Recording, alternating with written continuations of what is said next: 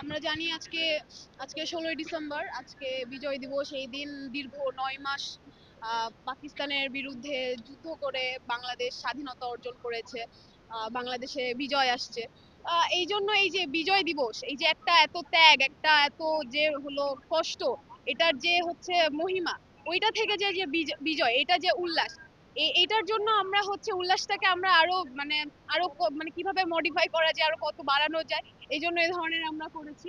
আর আমরা জানি যে রাজাকাররা যদি না থাকতো, পাকিস্তানরা কি পারতো বাংলাদেশকে মানে এভাবে 9 মাস শোষণ করতে, নির্যাতন করতে? যদি নিজের দেশের মানুষ যদি সাহায্য না করতো, তাহলে জীবনেও পারতো না। এই জন্য পৃথিবীতে মনে হয় রাজাকারের মতো ঘৃণীয় ব্যক্তি আর কেউ নাই, বিশ্বাসঘাতক আর কেউ নাই। তো এই জন্য তাদেরকে যে আমাদের ঘৃণা করা উচিত, এটা শুধু আমরা আমরা করবো, আমাদের পরবর্তী জেনারেশন বা আমাদের পরবর্তী যারা আছে তারা কি করবে না? তো তারা যেন করে, এই যে এইভাবে যেন এটা বারে বারে বারে বারে চলতে থাকে। এই জন্য আমরা এই যে উদ্যোগ নিয়েছি, এটা এভাবে করছি যেন পরবর্তীতে হচ্ছে আমাদের যে নতুন প্রজন্ম আছে, তরুণ প্রজন্ম আছে, তারা যেন এটা দেখে আরো বেশি বুঝতে পারে যে কেন রাজাকার আসলে ঘৃণীয় পাত্র, and কেন তাকে ঘৃণা করা উচিত।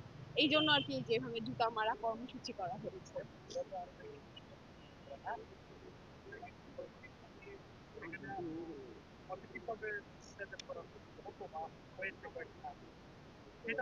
আচ্ছা, রাজাকার রাজাকার কথাটা যে নিঃসন্দেহে একটা খারাপ বা গালি, আমরা জানি যে রাজাকার বলতে আমরা গালি বোঝাই, বাট এই যে হচ্ছে জুলাই আন্দোলনে রাজাকারটা এমন ভাবে মানে করা হয়েছে যে এটাকে এখন আর মানুষ গালি হিসেবে আর করে না, মানে ভাবে না বা দেখে না।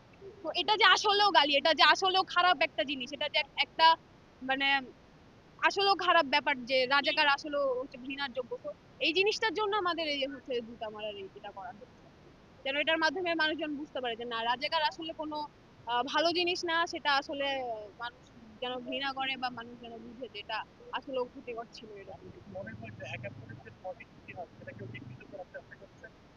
বিকৃতি তো করতেই থাকে, কালের বিবর্তনে কত কিছু পরিবর্তন হয়ে মানুষ হলো প্রত্যেক দিন প্রত্যেক সময় নতুন নতুন জিনিসপাতি বিকৃতি করে, এখন করেই তো। এটা নিয়ে আর কি বলবো।